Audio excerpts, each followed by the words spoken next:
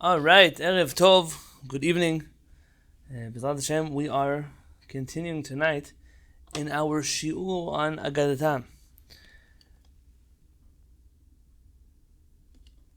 When preparing shiurim, oftentimes it'll happen to me that people will say, Rabbi, what's the shiur going to be on Shabbat? And I tell them, I don't know yet. They say, but your shiur is in a few hours. I say, I still don't know yet. How do you not know yet? The answer is quite simple. I don't know yet because I didn't find the right piece of Torah that made me feel like it was worth teaching it. Sometimes I plan to give certain shiurim and then it just doesn't happen. HaKadosh Baruch Hu put something else in my path and I feel like that's what needs to be spoken about right now. And tonight is one of those nights. Let me just grab one more paper that I forgot.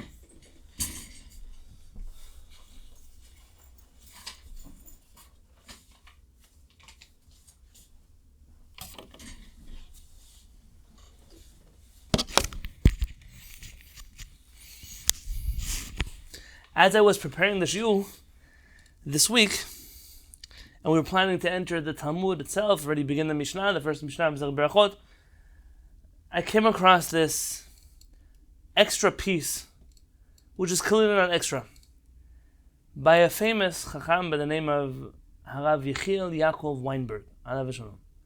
We have discussed Rabbi Yechiel Yaakov Weinberg in the past. Does anyone remember anything about Rabbi Yechiel Yaakov Weinberg, who he was, where he was from, anything about him?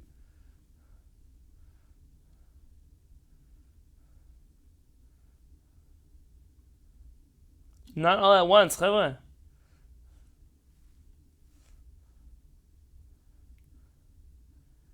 I remember what we studied from Rabbi Yechiel Yaakov Weinberg? Was he one of your Rosh Yeshiva? Not mine. There was a Weinberg that was one. That was a Rosh Yeshiva where I studied, but not my Rosh Yeshiva either way. You once mentioned him in Europe. I'm not sure, but like women singing. Very good. At the table. Very good. If it's like songs of praise of Hashem. If it's in among people, like not a woman by herself. I forgot the name of the book he wrote. Sridei Esh was one of the books that he wrote. Right. Very good. And that's exactly the teshuvah that we were referring to. Once upon a time, we discussed the teshuvah of his regarding whether or not women are able to sing in front of men, kol b'isha erva, singing in groups of people versus individual people singing in front of each other. And the famous teshuvah on this topic was written by none other than Rabbi Yechiel Yaakov Weinberg. There perhaps is a longer instance in which we study the writings of Rabbi Yechiel Yaakov Weinberg. If you are interested, you can go to our YouTube channel and check out the writings of Rabbi Yechiel Yaakov Weinberg on tolerance. We did maybe a 6-part series on his letters on tolerance. And Rabbi Yechiel Yaakov Weinberg arguing that tolerance is not a Jewish value. And we discussed that at length. What does he mean that tolerance is not a Jewish value? And it doesn't sound like what you may think it sounds, but the short of it was that Rabbi Yechiel Yaakov Weinberg believed that at the root of tolerance is apathy. I can tolerate you because I don't care what you think.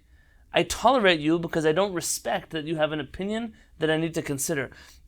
Tolerance is the opposite of the way we're supposed to engage with ideas. And Rabbi Yechiel Yaakov Weinberg felt that it was proper and it was correct for us to not tolerate things, but to deal with things, to talk about things, to discuss things. And it's a very powerful piece, I felt, at least, enough to dedicate many pieces of a shiur on it back in the day.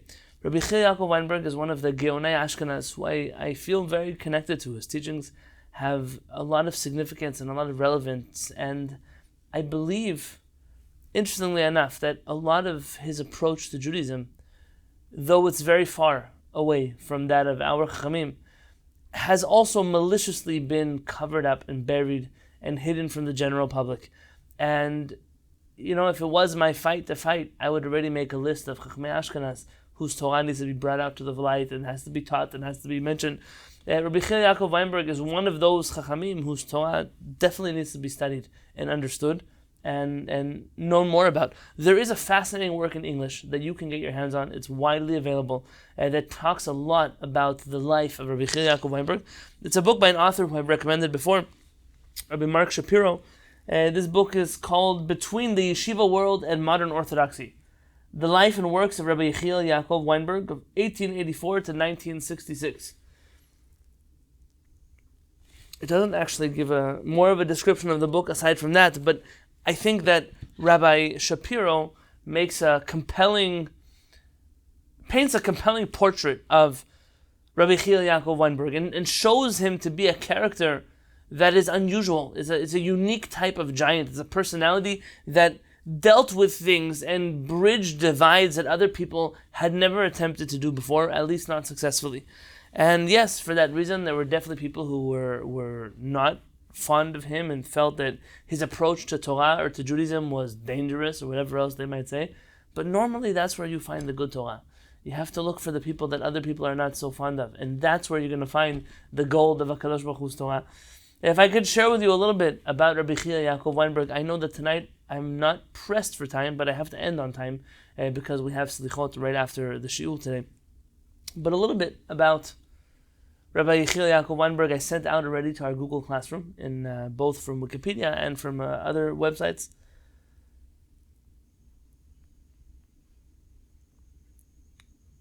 A famous student of Rabbi Yechiel Yaakov Weinberg was a rabbi in America. He was not an American rabbi, but a rabbi in America who was known as Rabbi Eliezer Berkovitz. Has anyone ever heard of him before? I know there's at least one person in this classroom who's read his book before. Rabbi in San Francisco. Not that one. Rabbi Eliezer Berkovitz wrote a book called Not in the Heavens, something like that. He was a famous student of Rabbi Yechiel Yaakov Weinberg, was very involved in Jewish theology here. I have not read enough of his work to tell you if I'm comfortable recommending his writings or not, but it was a tremendous Talmid Chacham nonetheless. And he wrote once about Rabbi Yechiel Yaakov Weinberg, his rabbi, the following words: "Great derush is always a personal confession. The great darshan always interprets his own life." Rabbi Weinberg's thought as a darshan flowed from the depth of his personal experience. And even though Rabbi Berkovitz intends that to refer to all darshanim, there is something unique about the Torah of Rabbi Weinberg, which shows and sheds so much light on his personal life and struggles in his life. He was born in 1884 in Poland. He went to travel to the famous Slobodka yeshiva. If you're familiar with the yeshiva, Slobodka was one of the famous yeshivot of the time. He studied with some of the greater minds that came out to Ashkenaz afterwards in the yeshiva. He studied by the famous alter of Slobodka, Rav Natan Tzvi Finkel. He got involved at that point in his life with the Musar movement, which was its own controversy at its time. He went to study with Amir, and then later moved on to other yeshivot. Like other people in Ashkenazi yeshivot at the time, there was a big, I wouldn't call it a yetzer hara, but a big yetzer, an inclination to go and discover the world and engage with modern thought and languages and cultures, and that drew him away from yeshiva at a very young age. Rabbi Yechiel Yaakov Weinberg was drawn to Russia, to Grodno, where he wanted to study Russian. The Chavetz Chaim himself, Rabbi Yisrael Meir Cohen Kagan, actually went himself to drag back Rav Weinberg into the world of yeshivot, where he stayed. He became a rabbi in a very small town, but this perhaps is the first of Rabbi Yechiel Yaakov Weinberg's famous struggles. Part of becoming the rabbi in the town involved a marriage that he did not want to get into, and that was a marriage to the previous rabbi's widow. And Rabbi Yechiel Yaakov Weinberg had a terrible relationship with this woman. He did not want to marry her. It ultimately ended up in divorce. He didn't have any children. And at a certain point in time, Rabbi Yechiel Yaakov Weinberg finds himself in Germany getting medical care. Much of his life he suffered from tremendous maladies. And that caught him at the beginning of World War I. There, while he was in Germany, he became very close to many great intellectuals at the time. And later on found himself at the head of the Hildesheimer, or Azriel Hildesheimer, alav shalom, his rabbinical school, which was in Germany. Now you have to understand that whereas we may sit here and look at Europe as one big homogeneous Jewish community, it's really not the case. There is nothing more stark than the contrast between Eastern Europe and Western Europe, especially Germany. Germany was, forget the peak of the Reform movement, that was the headquarters. But you're talking about an orthodoxy that was very, very different than anything Rabbi Yechiel Yaakov Weinberg had ever experienced. In fact, the letter that Rachel referred to before, the motivation of trying to discover whether or not women should be singing in public with men at the Shabbat table initially didn't start off as Rabbi Yechiel Yaakov Weinberg thinking it was okay. In fact, he writes at the beginning of that letter in the Shiviti Night that he came to Germany and he noticed some reprehensible behavior at the homes of some great Talmidei Chamim, where their wives and daughters were singing Zemirot Shabbat along with him, something that was virtually unheard of in Eastern Europe. And he just couldn't imagine how these great rabbis would allow such a terrible thing to happen in their home. And that led him on a journey through the sources, to reread sources, and to set forth an argument that holy singing, done in a public fashion with other people, where voices are mingled together, may indeed be something permissible, and that's a famous opinion of his found in his book Shiviti Night. This need to deal with Western Europe is something that not all of his Eastern European colleagues ever had to deal with. And this definitely set Rabbi Yechiel Yaakov Weinberg on a different trajectory than many of his other colleagues we had known in the past.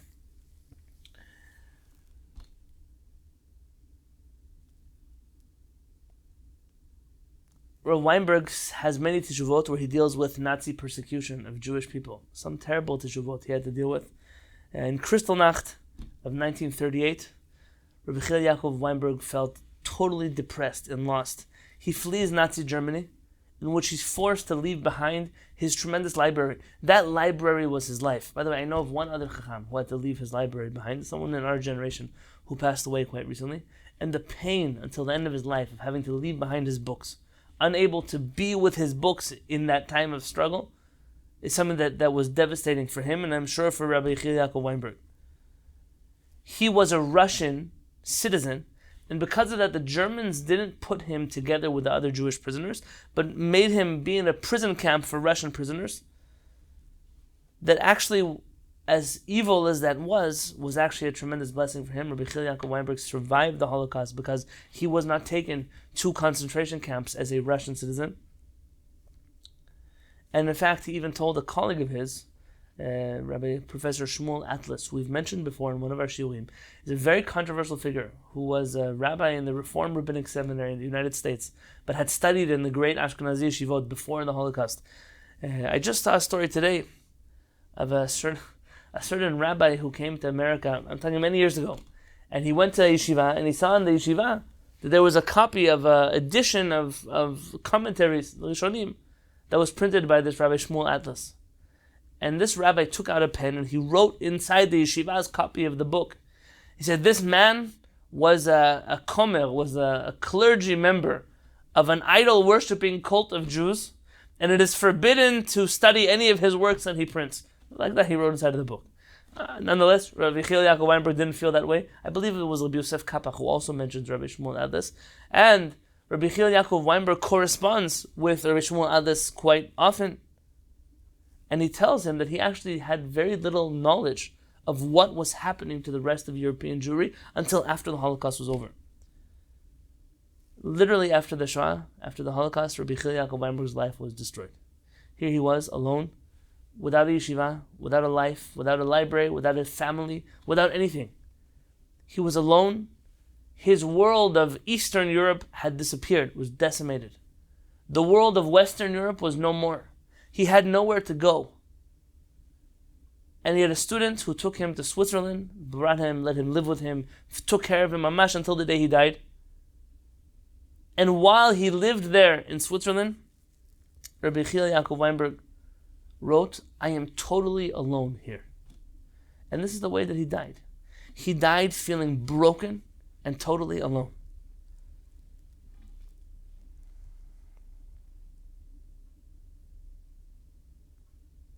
The student who took in Rabbi Yechiel Yaakov Weinberg was tragically killed a year after he moved there in a car accident. And tragedy after tragedy after tragedy befall Rabbi Yechiel Yaakov Weinberg. And so much of his teaching is born from this place of dealing with the world in a way that many others don't have to deal with. There's a letter that I sent out to you in the Google Classroom.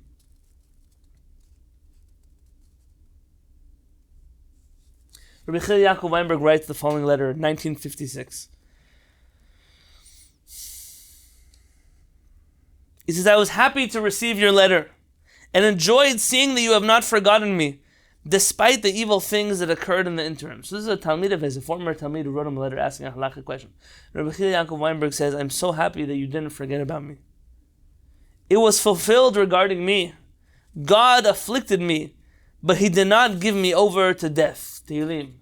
Yasor yisaraniya velamavet lo natanani. Why should a living man complain? It is enough that he is alive. Regarding my personal library in the Beit Midrash and in my room, I was not able to save a single book.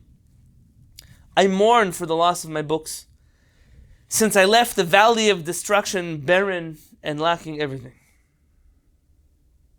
Rabbi Yechiel Yaakov Weinberg is in a place in his life where, aside from the fact that I'm alive, I have nothing.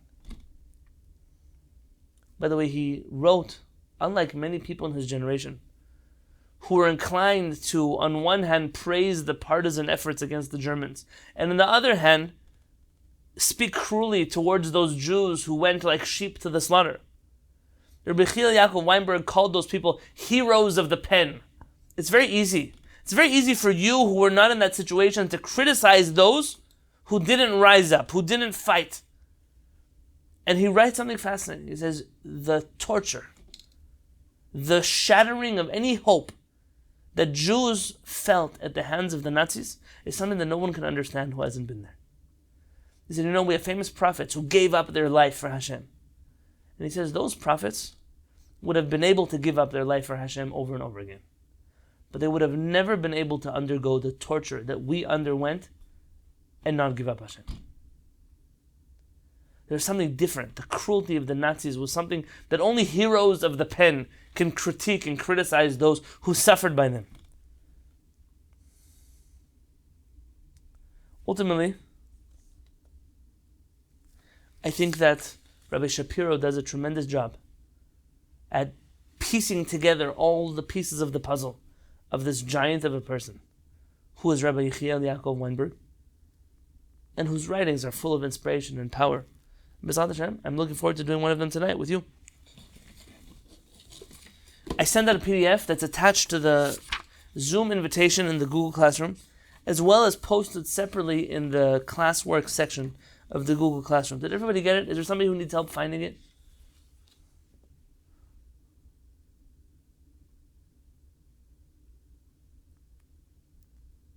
Yeah? You guys know what I'm talking about?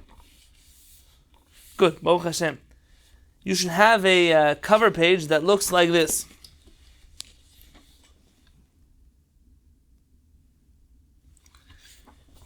It's called Introductions by Rabbi Yechiel Yaakov Weinberg. This book is Lifrakim. It's the second volume of the collected writings of Rabbi Yechiel Yaakov Weinberg. I just recently completed my set of all the writings that I could possibly get my hands on of Rabbi Yechiel Yaakov Weinberg, though this book I've had for a number of years already. And on page 3 of your PDF, you should have a file titled, you should see a page that says Shmateta ve'Aggadeta. Halachic text of the Talmud and Aggadic text of the Talmud.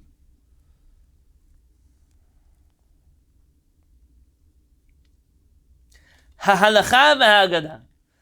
The Halachah and the Aggadah. Hazramim hagdolim b'Yahadut. The two great streams in Judaism. In a style that is unique to Rabbi Yechiel Yaakov Weinberg, normally before he writes anything, there's a passage of Talmud or somewhere else that he quotes first, and that leads him, that's what inspires him to write the essay following. The passage of Talmud that Rabbi Yechiel Yaakov Weinberg is going to take apart for us is a passage in the Talmud in Masechet Bava Kama on page 60. If you want to look this up on your own in English, you're welcome to go to Sefaria, click on Talmud, click on Bava Kama, find page 60b, and you'll find the story right there in the Talmud itself. However, for those of you who have your cameras off and you're feeling comfortable to put your cameras on, I would love to see your faces. B'ezrat Hashem. Yativ Rav Ame v'Rav Ase Kameh Rabbi Yitzchak Nafcha. Rav Ame and Rav Ase were sitting, thank you very much, were sitting in front of Rabbi Yitzchak Nafcha. Mar Amar Le. Mar told them, Lema Mar Shemateta. Please, tell us a teaching of Halachah. Umar Amar Le, but some say more. Umar Amar Le, and the other one told him, Lema Mar Aggadeta. You please say Aggadeta. Don't teach us Halachah, teach us Aggadah. We don't want to hear legal text, we want to hear words of Aggadah. Patach lememar Aggadeta v'lo shavek mar. He began to teach Aggadeta, and the other rabbi didn't let him teach Aggadeta. Patach lememar shemateta v'lo shavek mar. So he said, fine, I'll speak Halachah. And when he began to speak Halachah, the rabbi who wanted Aggadah did not let him speak. So here they're asking him, teach us Torah, but they're being very selective on which type of Torah they want to hear. And not only are they being selective, the group that doesn't want to hear his Torah is shutting him down and stopping him from speaking. By the way, this censorship of teachers of Torah is not a new thing. You should know it's a very old idea that exists even in the rabbinic community. Amar lahem, so he tells them, Emshol lachem mashal. I wish to share with you a parable. Lema davar domeh. What does it feel like right now? What is our situation similar to? Le'adam sheyesh lo shte nashim. There's a man who has two wives. Men don't get any ideas. But in the times of yesterday, there were times where men had two wives. You know, in Yemen, many people had two wives. I once asked my grandfather why he only married my grandmother. Why don't I have two grandmothers? And he told me, he said, I can barely handle one. He also want me to have two. It's a life with marrying two people is never a good thing. Even though it existed in the writings of our Chachamim and the writings of the Torah, but you never find positive situations in which a man is married to two women.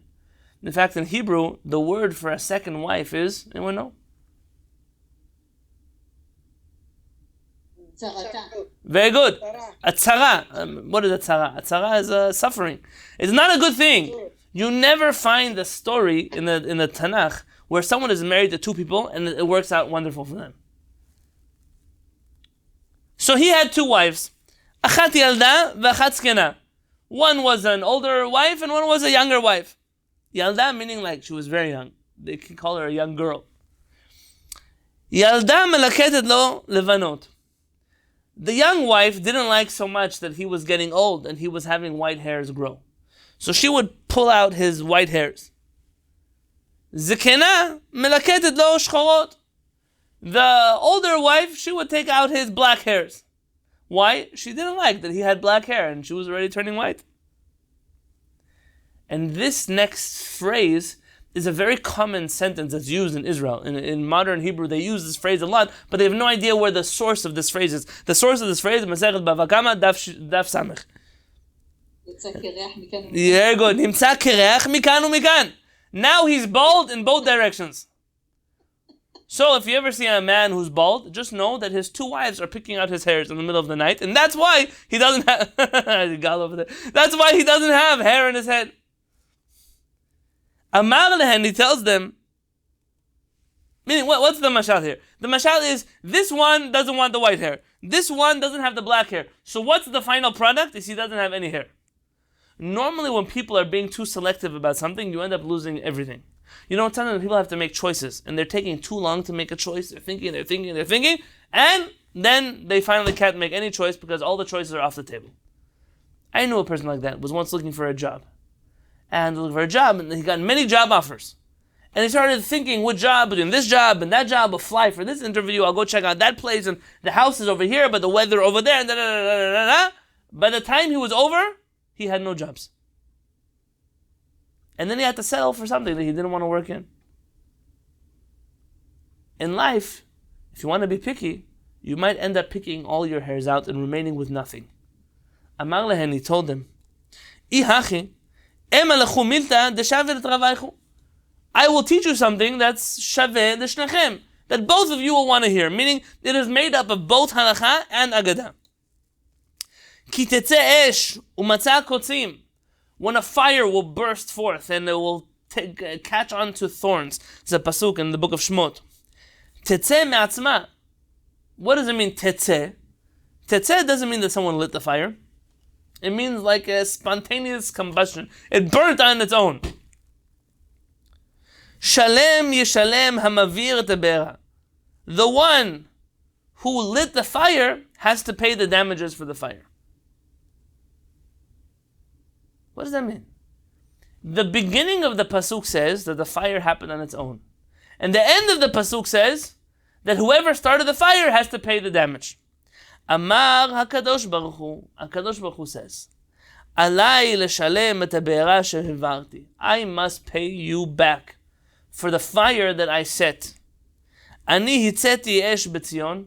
I lit a fire in Zion, in Yerushalayim. Shneimar, like it says, Vayetzet esh b'tzion v'tochal yisodoteha. Vayetzet. That HaKadosh Baruch Hu lit a fire in Zion, and it devoured all of the foundations.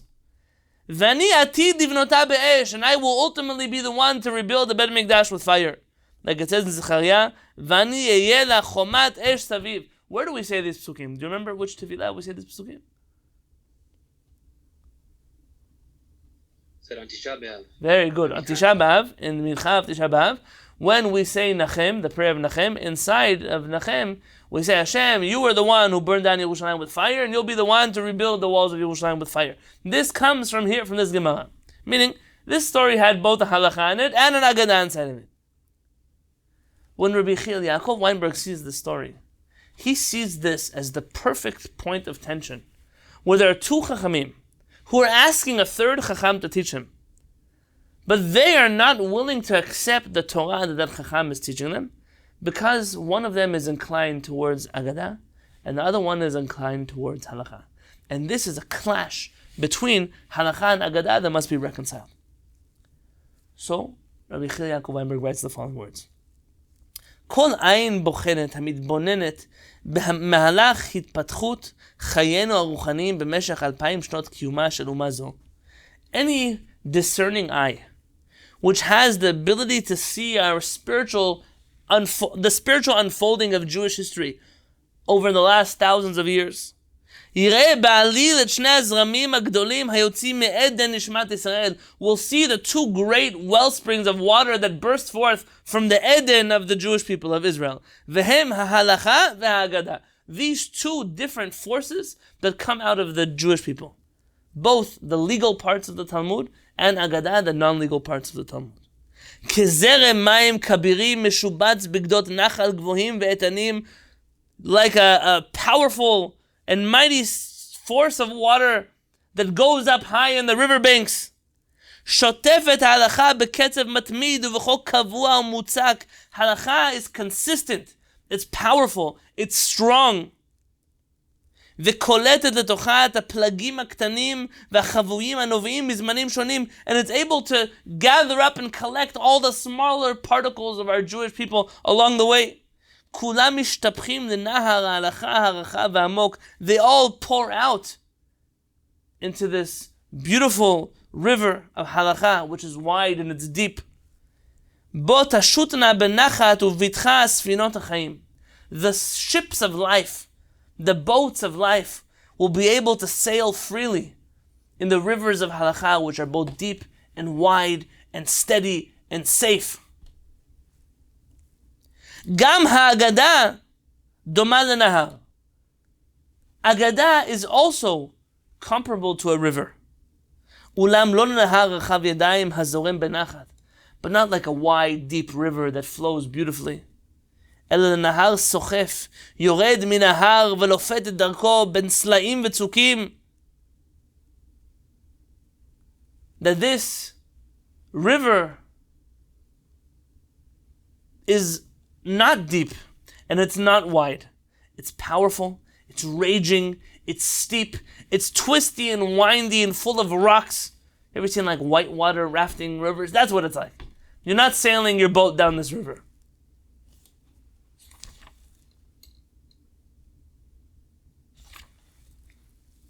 בשעון ורעש יבוא וקצב יז מסביבו. There'll be noise and thunderous sound and foam at its banks. משתפכים ונופלים אשדות המים בדרכי קולות מרהיבי עין ולוקחי לב אלה שכוננו בחוש פיוטי להבין ולהרגיש את ההוד האיום שבהתגלות איתני הטבע. He said this river is so rapid and so raging and so powerful that only those with a unique poetic soul, a poetic heart, will truly be able to understand the greatness of the nature that is found inside of this force of Aggadah. Two rivers, two bodies of water, two flowing from the same source of life, but two completely different experiences. Remember the first thing I told you about Aggadah when we studied together? I told you that Aggadah is uncharted water. I had not seen this piece yet. Rabbi Yechiel Yaakov Weinberg did. Halachah, it's very clear. When you see a teaching in the Torah, you know where to find it in the Mishnah, you know what to do with it in the Talmud, you know which Rishonim to look at, you know what to find in the Rambam, what to see in the Shulchan Aruch. What do you need to do? Till the very last detail, you can find everything. It's clear. It may be a lot of work, it's very tedious, it's very deep, it's very long, but you'll get through it. It's a very clear path. The world of Aggadah lacks any normalcy, any style, any approach, any one consistent way to approach an Aggadah. Even the Rambam and Rabbeinu Abraham, his son, when they tried to teach us how you look at Aggadah, they couldn't give us one approach to Aggadah. There was this type of Aggadah is dealt with this way, this type of Aggadah is dealt with that way, this type of Aggadah is broken into 4 separate categories of Aggadah. It's not for the faint of heart. It's a very dangerous journey. And it's not all that enjoyable for people who are really used to deep, long experiences that are very steady and very balanced.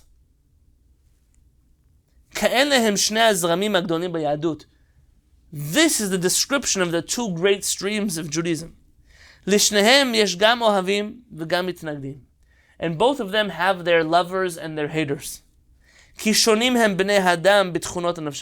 People are different. People are attracted to different things. People like learning different things.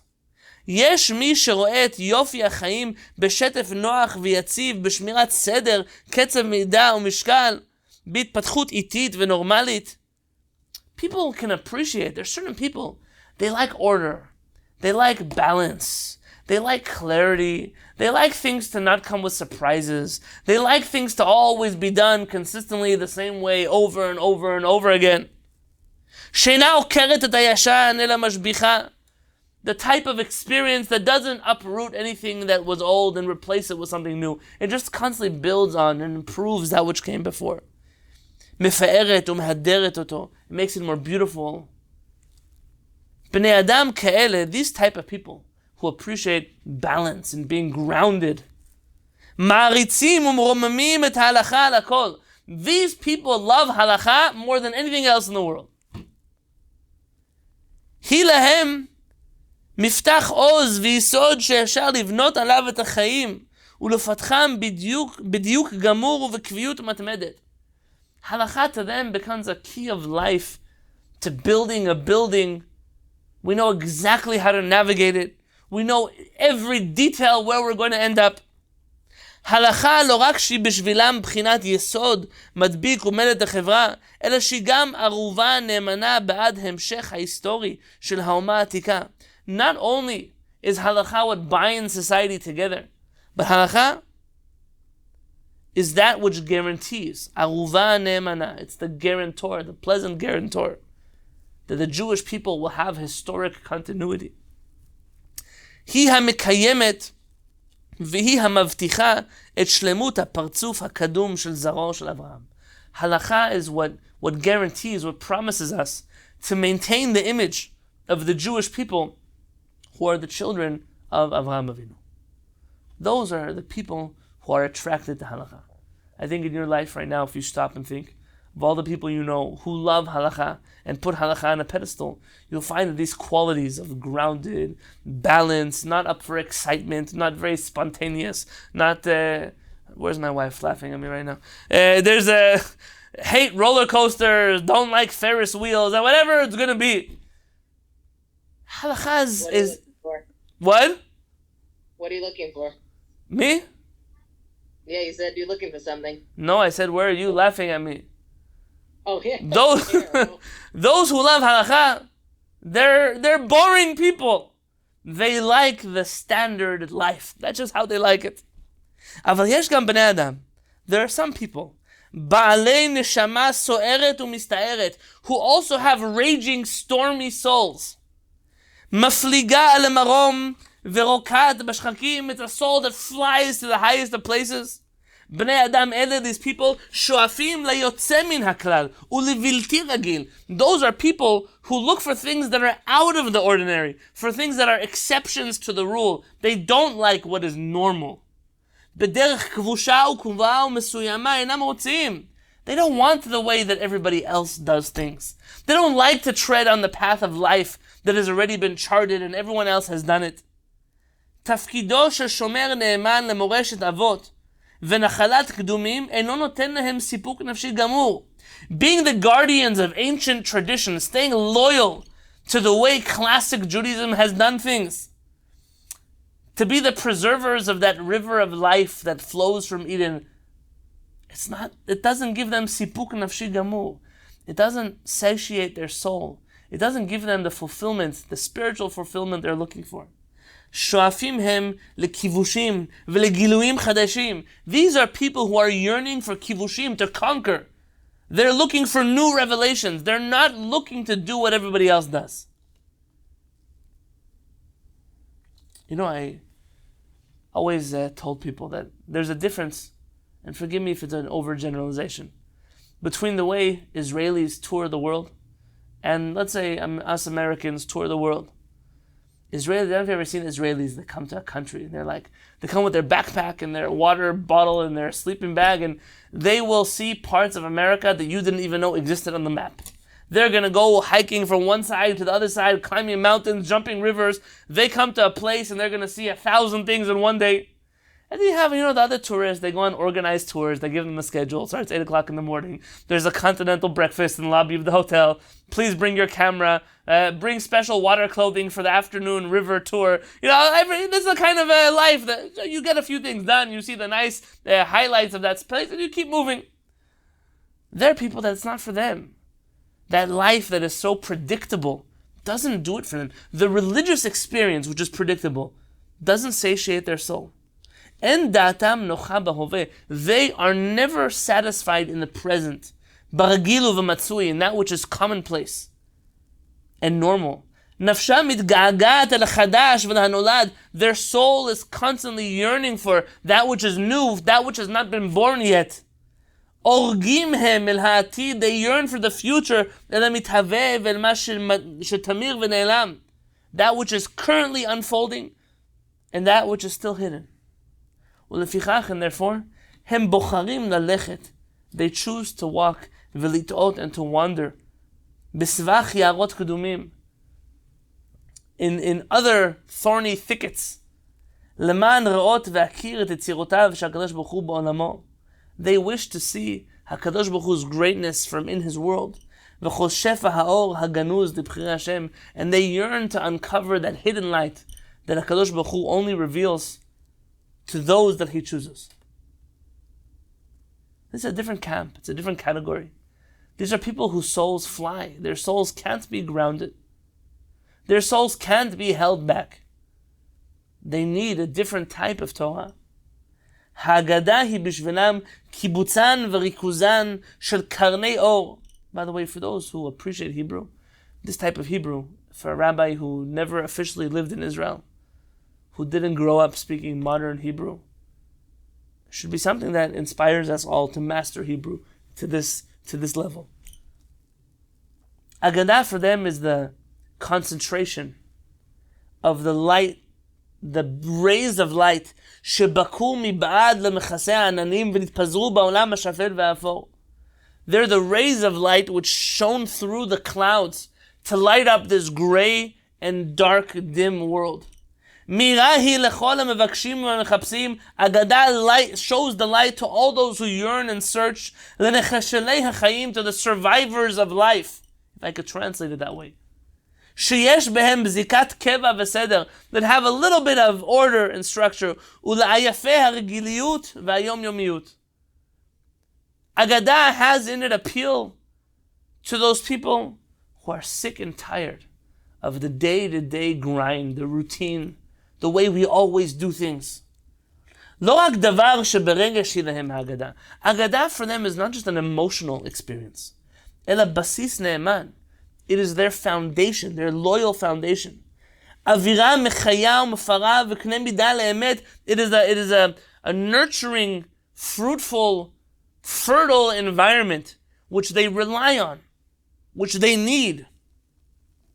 לא השכל האנושי הקר הבוחן את הכל ומבקר מנקודת היגיון. It's not that cold, calculating human mind which is meticulous with detail and logic and rationale. נותן לנו את הערובה שיצירי הכרתנו הם בצלם הישות האמיתית. Dry, cold logic doesn't guarantee us that we will uncover that which is truly divine, which is real, which is the truth. Lehefech, the opposite. Dafka ha'agadah. These people know that it's the Aggadah specifically. Zo yilidat ha'istaklut ha'intuitivit. This is intuitive understanding of the world. היא הנושאת בחובה את הישות האמיתית, את האמיתות הגבוהה מעל גבוהה, העומדת מעל אמיתות השכל. This Aggadah can bring us not just emotional satisfaction, but the greatest intellectual satisfaction that sits above intellect itself. These are the people that look at the normal, boring, regular people and say, you think you know everything, but you're missing things that you can't even see yet, because you think you've hit the top, but it's only a glass ceiling. The Ma'amar Dil'el, in the above essay, in the above teaching of our rabbis, הגמרא מתארת לפנינו את שני הזרמים האלה. Our rabbis tried to explain to us both of these tendencies that exist in the Jewish people. ומדמה אותם לשתי נשים. And the Talmud compares these two tendencies of Halachah and Aggadah to two types of wives. Yalda uskena, a young wife and an old wife. Ha'Aggadah hi tamid tzira. Aggadah is always young. Ra'ananut v'yaldut chofefet aleha. She is full of youth. She's full of fresh childness. Yesh ba min ha'esh ha'yoked shlachayim ha'mitchadshim. I believe it should say here without a samech but rather a shin. B'sha'on u'verash. It's a life which is full of burning fire, of passion, of noise. Mechevlei haleda shel yitzira bilti poseket. It gives birth to non-stop creativity. Yesh ba min hayofi hamaksim shel shmei tchelet. It has from the beauty of the turquoise skies. ומן הריח הנעים של האילנות המלבלבים. It has a scent, a beautiful smell of the blossoming fruit trees in the orchards. ושדה מלאה פרחים, and of a field full of flowers.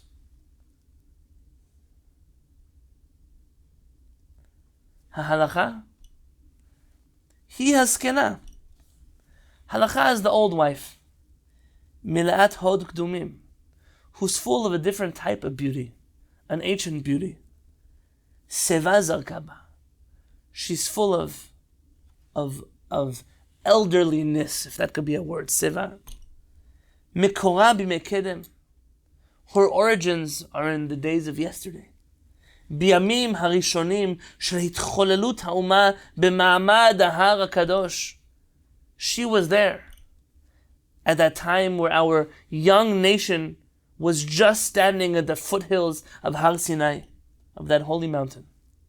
Harbe alfei shanim kvar avru aleha. Many thousands of years have washed over her. V'kikocha az, ken kocha ata. And the same strength that she had then is the same strength that she has now. Lishmor al tzalmo udmuto shel Am Yisrael. Her task is to upkeep the image, the shape of the Jewish people. Val klaster panav shel Avraham Avinu shlo yimacheh chas v'shalom me'al zaro. She has been tasked with making sure that the descendants of Avraham Avinu still resemble their forefather Avraham, and his image and likeliness should not be forgotten from his people. Omedeti, she stands there. Kesela etan uchetzur chalamish. She stands there like a majestic stone, a powerful rock. Vetav hanitzchiyut chakuk umeir b'mitzcha hamekomat. And there, on her wrinkled forehead, is engraved the label of eternity. I'm falling out of my chair with the poetic descriptions here of Rabbi Yechiel Yaakov Weinberg and Aggadah and Halachah. We don't make Chachamim who speak like this anymore. We've just lost that creative spirit in Am Yisrael. So what do? Which wife is the right wife? The one who wants to go dancing, wants to be creative, wants to explore life, and the one who likes to sit at home and talk about the past and ensure that the future generations stand in order. Says Rabbi Yechiel Yaakov Weinberg, this divide, this contradiction is artificial. V'omnam kalut da'at me'en kamoha. Kalut da'at is worse than stupidity. Can someone give me a good translation for kalut da'at? It's yeah, that's a Hebrew word for, I need an English word. Foolishness. Foolishness. Okay, let's go with foolishness. Let's say kalut dat is like a juvenile foolishness. It's like so petty of you. Kalut dat men kamoha. It's the greatest foolishness possible. Hi mitzad haisha tzira shi melaketet levanot misarot bala. The lady who's picking out, the young wife who's picking out the white hairs from her husband's head, it's such a foolish thing to do. Listen to this beautiful idea here. And I wish that we could put this on billboards, and all the people who invest all of their life savings, they say there's 2 ways to get rich in America. One of them is to find a miraculous pill to get people to lose weight. People invest money like crazy in anything that will help them lose weight without doing all the normal, simple things they could do to lose weight. And the second is to help people grow hair on their head. Those 2 businesses are thriving industries in this country. En honaa urmiya bateva. You cannot fool nature. Nature does not have in it room for trickery. You can't trick nature. You can't sneak up on nature and trick it. Hasarot elevanot lachar trishatan. After you pick out all the white hairs, hen holchot ugdelot shuv. They'll just grow back again. יש אפשרות לעקור סימני הזקנה הקופצת על האדם הבא בימים. It's possible, it is possible, to erase and to remove, to cover up all the signs, the symbols of aging on the face of a person who's aging. אך הזקנה עצמה אי אפשר להכחיד. But the age itself, growing old itself, you can't cover up, you can't erase. היא חוזרת ובאה בסימניה המובהקים ואין להעבירה. It comes back stronger than before. It comes back exactly like it's always been. You cannot get rid of it. גזירת הטבע, this is the decree of nature. האישה הפתייה האוחזת באמצעי כחל ופרקוס כדי לעדן את בשרה ולהסיף על קמטי פניה לווייתכן של צעירות מזויפת. Don't hate me, I'm really just reading and translating. That foolish woman who goes and buys makeup and all kinds of cosmetics to cover up her signs of aging, to cover up the wrinkles in her face and show some counterfeit youth. היא מרמת רק את הגברים הריקים והפוחזים. She's only able to fool the men who are just as superficial. אין זיוף ואין מרמה בטבע. You can't trick nature. You can't outdo nature. There are no tricks, there are no games when it comes to reality. ואף האישה הזקנה, המלקטת שחורות, עושה מעשה פתיות. Also that wife who's pulling out all the black hairs because she doesn't want to feel old, she's also foolish. אי אפשר לעקוף את הזקנה על אדם בעל כוחו. You cannot force the wisdom of age onto someone against their will. You know how many parents tell their children, don't do it. Why not? Because I did it and it wasn't good. Well, let me learn for myself. You can't force someone to learn from your mistakes. You can't put your age and your experience onto someone who's not able to accept those ideas from you yet.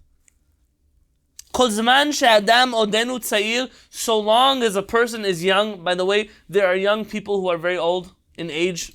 There are some people who never grew up. Getting older has to happen, but growing up, and I don't say this in a positive way. You live in the West, and in the West there's a very strong stigma against being old. But in Torah and mitzvot, being old is zaken, zekana, chokhmah. The Gemara in Sanhedrin says, what is an old person? It's one who's wise. It's not like the way the world here looks. Why would you want to be young when you could be old? כל זמן שאדם עודנו צעיר, so long as a person is still young, הרי כוח עלומיו מקפה בו בעוז. מפקה בו בעוז. ואפילו אם ילבינו שערות ראשו וזקנו כשלג. Meaning, even if you try to cover up a person's youth, their youth will shine through. And even if you dye their hair white like snow, וזקנו כשלג, you're going to dye their hair, their beard to be white. לאגדה יש אוהבים נלהבים. There are those passionate lovers of Aggadah. נגררים הם אחריה בעוברה על פני החיים מתוך ריקוד ושירה במעוף קל ובטיסה מהירה ועליזה. Doesn't make a difference how you disguise youth. There are those who are always attracted to it.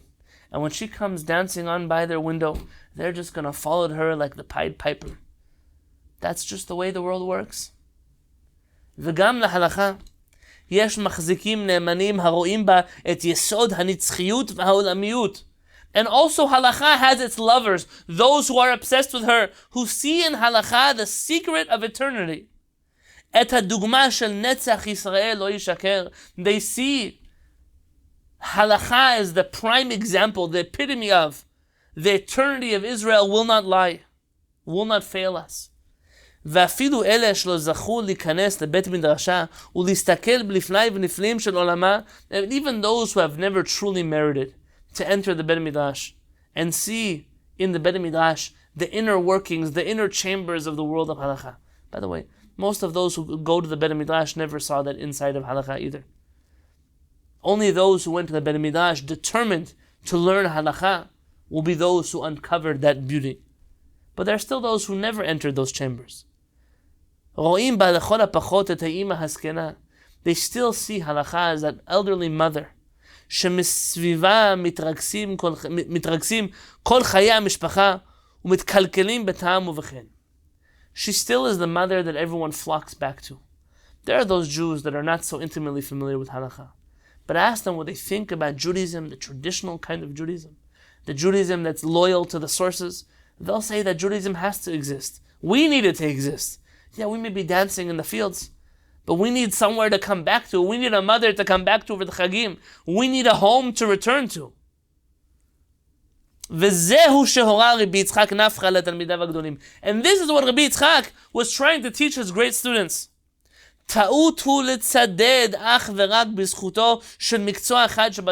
It's a grave mistake, it's an error to limit yourself to only one discipline of Torah. Liot nigrar rak letzad echad, to become partisan and experience only one type of Torah. Letzad halacha or letzad Aggadah greda. I'm a halacha person. I'm an Aggadah person. I don't deal with those things. It's a mistake. It's a mistake to limit yourself to being exposed to both sides of Torah. Shtehen, both of them, halacha ve'Aggadah beruach Yisrael mekoran. Both of them flow forth from the spirit of Israel. Utzdadim shonim lematbeh echat. There are two sides of the same coin. If Rabbi Ben Zion Merchai Uziel called halacha and Aggadah twin sisters, then Rabbi Yechiel Yaakov Weinberg is telling you that there are two sides of the same coin. The Torat Yisrael Hashlema, together, they create the complete, wholesome Torat Yisrael. Halacha hi hageder hachazak v'choma habtzura l'chayei Yisrael. The halacha is that strong fence, that protective barrier that defends the life of the Jewish people. Ha'umah, the nation, hamishpacha, the family, v'hayachid, and individuals, shisha'aru kayamim ve'omdim lanetzach u'ldorot olam b'tzivyon hakadum shel reshit ha'umah. It keeps us alive the way we always have been since the beginning that we began our journey as a nation. V'ha'agadah, and what is Aggadah? Hi kod hatamid betoch nishmato pnima. She is that passionate flame that burns deep inside the heart of the Jewish person. Esh yokedet bilibot erim. It's a burning flame in the heart. Koach meir umchamem umalhiv. It's a power that is warm. It's exciting. Shtehen, both of these, gam halacha v'gam ha'agadah, hen chemda gnuza shel ribon ha'olamim. They are both the treasures of HaKadosh Baruch Hu, asher bachar ba'am Yisrael, which chose us, the Jewish people. V'natan lanu et Torato, and gave us His Torah. Ve'en lanu reshut leha'adif et zu al pnei zu. And we have no permission to show favoritism to one of the disciplines of Torah over the other. Uma yafa haremez shegilu lanu chazal b'katuv. And how beautiful was that hint that our rabbis hinted at in that pasuk. V'ani ayela chomat esh. I will be a barrier of fire. Chomat halacha habtzura.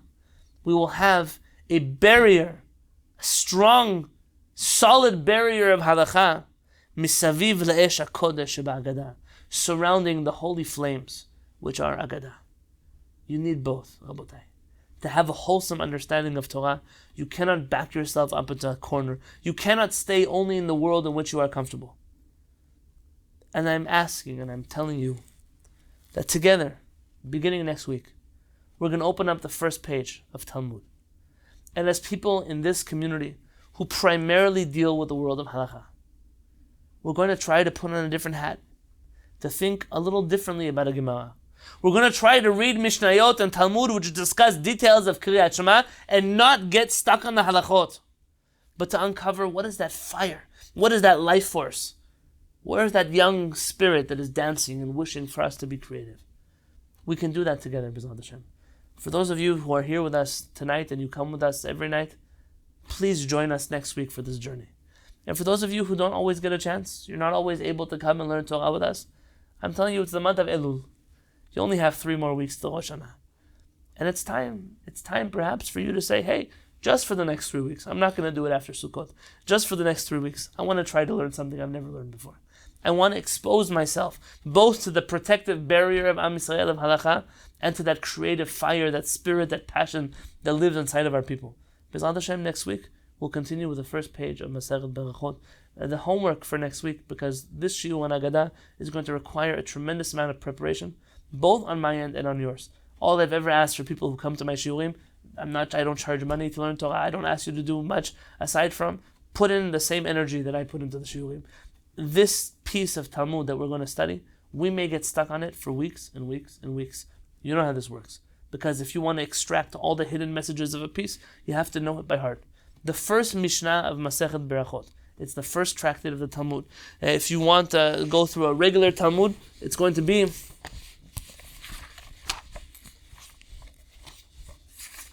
the first section of the Talmud, right here, just the Mishnah.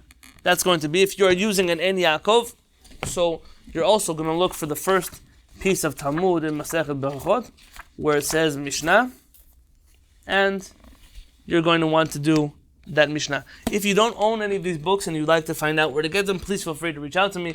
But you're welcome to also use the free link on sefaria.org, which I'll post later tonight, B'ezrat Hashem, so you can begin already preparing for next week's shiur. I expect that those of you who come to next week's shiur will already have learned the Mishnah a few times, so you know it, you know what we're talking about, and we won't have to learn it on our own. We'll be able to jump right into why and how this Mishnah works, B'ezrat Hashem. At this point, I will take maybe a question or two, but we really have to